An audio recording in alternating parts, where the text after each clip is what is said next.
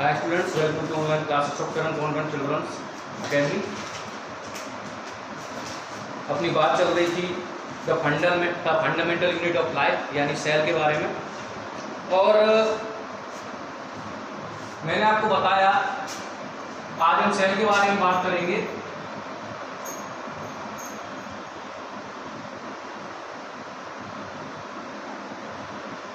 Cell के बारे में सबसे बड़ी बात तो ये है कि सेल जो है किसी भी लिविंग थिंग की, सभी लिविंग थिंग्स सेल से मिलकर बने होते हैं। All living things are made up of sales.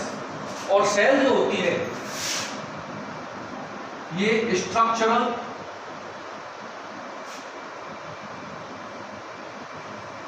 And functional, structural और फंक्शनल यूनिट होती है किसी भी लिविंग थिंग्स की। यानी कोई भी लिविंग थिंग की जो स्ट्रक्चर, जो संरचना आपको दिखाई देती है, प्लस जितनी भी फंक्शन कोई भी बॉडी किसी भी लिविंग थिंग की कर रही होती है, वो उसमें पाए जाने वाली सेल की वजह से कर रही होती है। चाहे वो यूनिसेलुलर है तो उसकी एक सेल उसकी स्ट्रक्चर बनाएंगे, उसका फंक्शन करेंगे, और मल्टी सेलुलर है तो उसकी बॉडी में पाई जाने वाली बहुत सारी सेल जो है उसके एक स्ट्रक्चर तैयार करेंगी, और उसकी बॉडी जो प्रॉपर फंक्शनिंग कर रही है वो उसकी सेल ही करेंगे। यानी हम कह सकते हैं कि किसी भी लिविंग थिंग की स्ट्रक्चर और फंक्शनल यूनिट होती है कोई भी सेल। तो ये अगर मैं बात करूं कि फंक्शन, तो इनके फंक्शन को करने के लिए सेल के अंदर पाए जाते हैं सेल ऑर्गेनेल्स, और उसमें पाए जाने वाले कंपाउंड। तो सेल के कंपाउंड की अगर मैं बात करूं तो 3 होंगे सेल के compound: cell membrane,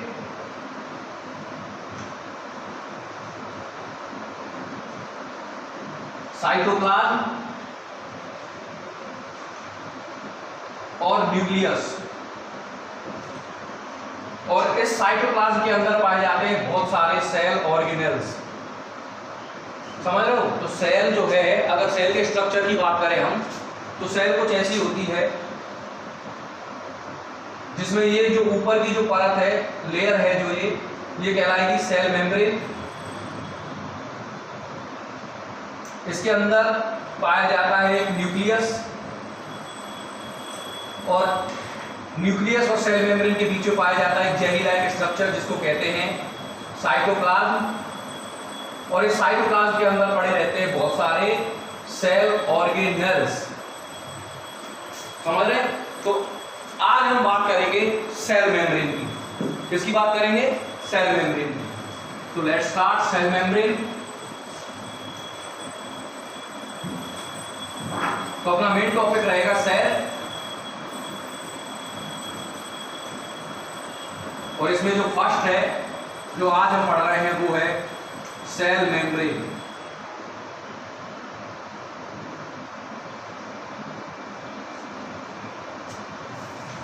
cell membrane की अगर मैं बात करूं तो एक थिन, कैसी होती है? थिन, ट्रांसपेरेंट, सेलेक्टिव, प्रीमेबल एक मेम्ब्रेन पाई जाती है सेल के अंदर, या सेल के जो बाहर से कवरिंग होती है ये होती है पतली, थिन, ट्रांसपेरेंट और सेलेक्टिव, प्रीमेबल और इलास्टिक यानी लचीली। सेलेक्टिव प्रीमेबल क्यों कहते हैं? क्योंकि जो ये सेल मेम्ब्रेन है, ये जो सेल मेम्ब्रेन है कुछ ही पदार्थों को, कुछ ही मटेरियल को अंदर जाने के लिए अलाउ करती है, और कुछ ही मटेरियल को सेल से बाहर आने के लिए अलाउ करती है। यानी कि ये सेलेक्टिव है, यानी ये कुछ ही मटेरियल को अंदर बाहर आने के लिए अलाउ करती है, इसीलिए इसको कहते हैं सेलेक्टिवली प्रीमेबल। प्रीमेबल का मतलब होता है जिसमें से अंदर बाहर कोई भी मटेरियल आ जा सके। तो कैसी है? सेलेक्टिवली प्रीमेबल मेम्ब्रेन होती है। इसको प्लाज्मा मेम्ब्रेन या फिर प्लाज्मा लेमा भी कहते हैं। इसको प्लाज्मा मेम्ब्रेन या प्लाज्मा लेमा भी कहते हैं। तो जो हमारे सेल के अंदर जो आउटर कवरिंग होती है उसको हम प्लाज्मा मेम्ब्रेन भी कहते हैं और प्लाज्मा लेमा भी कहते हैं। ये थिन पतली होती है, ट्रांसपेरेंट होती है, इलास्टिक होती है, रीजनरेटिव होती है, दोबारा जनरेट हो सकती है, और साथ ही साथ ये कैसी होती है, सेलेक्टिवली परमेबल होती है। दूसरी बात, जो सेल मेम्ब्रेन है, प्लांट सेल हो चाहे एनिमल सेल हो, दोनों में पाई जाती है, प्लस चाहे प्रोकैरियोटिक सेल हो और चाहे हो यूकैरियोटिक सेल। मैं बताऊंगा बाद में प्रोकैरियोटिक और यूकैरियोटिक सेल में क्या डिफरेंस होता है।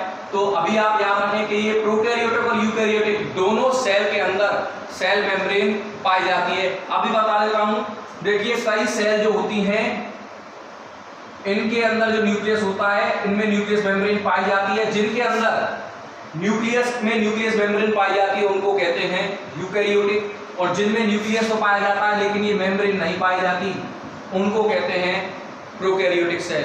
तो सेल मेम्ब्रेन प्रोकैरियोटिक और यूकैरियोटिक दोनों सेल्स में पाई जाती है और एनवायरनमेंट से सेपरेट रखने का काम करती है। ये एनवायरनमेंट है पूरा और ये अपनी सेल मेम्ब्रेन सेल है और ये सेल मेम्ब्रेन है। सेल मेम्ब्रेन इस एनवायरनमेंट से अलग रखने का काम करती है सेल को, कुछ ही मटेरियल को अंदर बाहर जाने के लिए अलाउ करती है। और इस सेल मेम्ब्रेन के अंदर बहुत सारे पाए जाते हैं सेल ऑर्गेनेल्स। क्या पाए जाते हैं? सेल ऑर्गेनेल्स, यानी कि कोशिकांग, कोशिका में पाए जाने वाले अंगक सेल ऑर्गेनेल्स कहलाते हैं। जैसे कि माइटोकॉन्ड्रिया, माइटोकॉन्ड्रिया हो गया, Golgi body, endoplasmic reticulum, lysosome, peroxisome और भी मैनी मोर, बहुत सारे ऐसे ऑर्गेनेल्स हैं जो सेल के अंदर पाए जाते हैं। और ये जो सेल ऑर्गेनेल्स हैं ये ही सेल के द्वारा की जाने वाले फंक्शंस के लिए रेस्पॉन्सिबल होते हैं। इन सभी सेल ऑर्गेनेल्स के बारे में भी हम एक एक करके स्टडी करेंगे। आज हमारी बात चल रही है ओनली ऑन सेल मेम्ब्रेन के बारे में। तो अभी तक आपने जो पढ़ा बहुत ही इजी था कि सेल मेम्ब्रेन जो होती है थिन होती है, ट्रांसपेरेंट होती है, सेलेक्टिवली परमेबल होती है, यानी कुछ ही मटेरियल को अंदर बाहर जाने की अलाउ करती है सेल के अंदर। दूसरी बात, इस सेल मेम्ब्रेन जो है इसको प्लाज्मा मेम्ब्रेन भी कहते हैं, प्लाज्मा लेमा भी कहते हैं। नेक्स्ट, प्रोकैरियोटिक हो, यूकैरियोटिक हो, एनिमल सेल हो, प्लांट सेल हो, सभी के अंदर सेल मेम्ब्रेन पाई जाती है। और इस सेल मेम्ब्रेन के अंदर पाए जाते हैं बहुत सारे सेल ऑर्गेनेल्स जो कि सेल को अच्छे से फंक्शनिंग करने के लिए रेस्पॉन्सिबल होते हैं। नेक्स्ट, क्योंकि जितने भी लिविंग थिंग है सब में सेल मेम्ब्रेन एक जैसी होती है। कैसी होती है? सभी लिविंग थिंग्स के अंदर जो सेल मेम्ब्रेन का जो शेप साइज है वो एक जैसा होता है। साइज तो अलग अलग होता है, शेप अलग अलग होता है, पर जिससे बनी होती है, जिस मटेरियल से, सभी में एक जैसी होती है।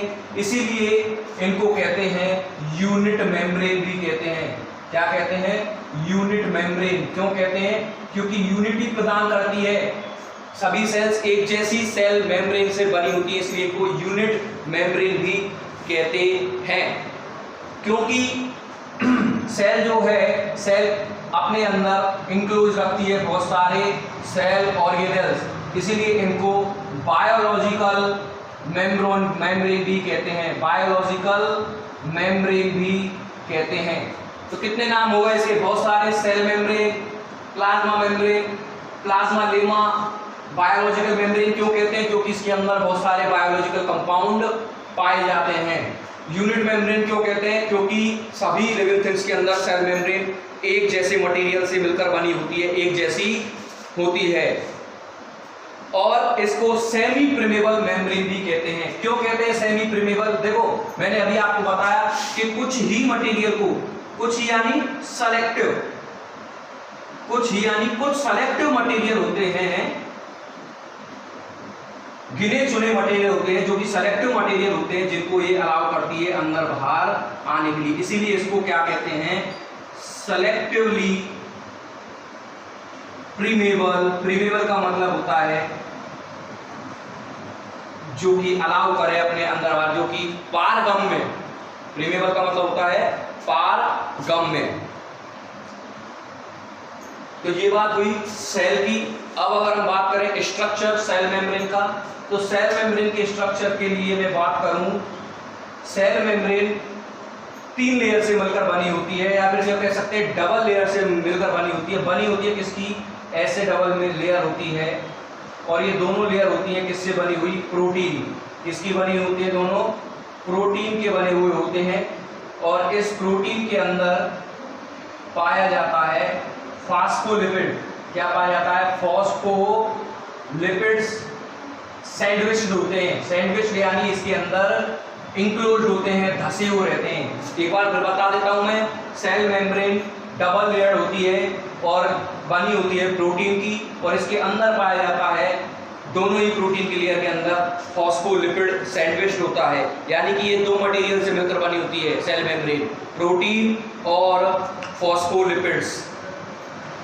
बस इतनी सी बात थी सेल मेम्ब्रेन की। आई होप आपको टॉपिक समझ में आया होगा। कुछ नहीं है, एक बार इसको आप पढ़ेंगे तो आपको अच्छे समझ में आ जाएगा। Thank you very much.